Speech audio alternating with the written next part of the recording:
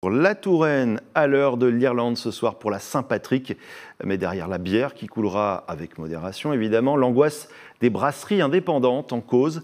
Le prix des bouteilles de verre en hausse de 60% en un an. Alors certains songent à s'en passer. Vous voyez ce reportage de Sarah Gros.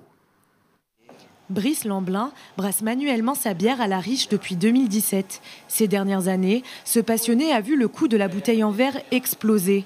À ses débuts, il paye un contenant en verre 16 centimes contre 24 aujourd'hui, soit un tiers de son prix de revente. Vient s'ajouter l'augmentation du coût des matières premières et surtout du transport qui a doublé en un an.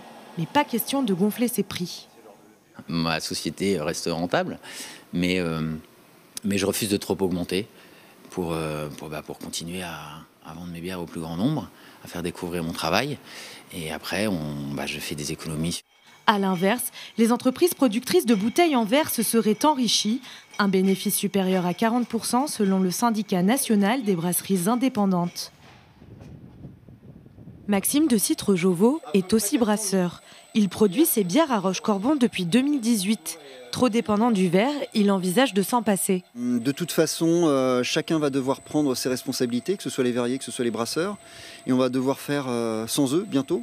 La canette prend un essor important. Donc ça déjà, c'est une première chose pour se passer de la bouteille. Il y a beaucoup de brasseurs qui font de plus en plus de fûts. Voilà, pour boire à la pression. La pression, c'est moins cher pour le professionnel, c'est moins cher pour le public.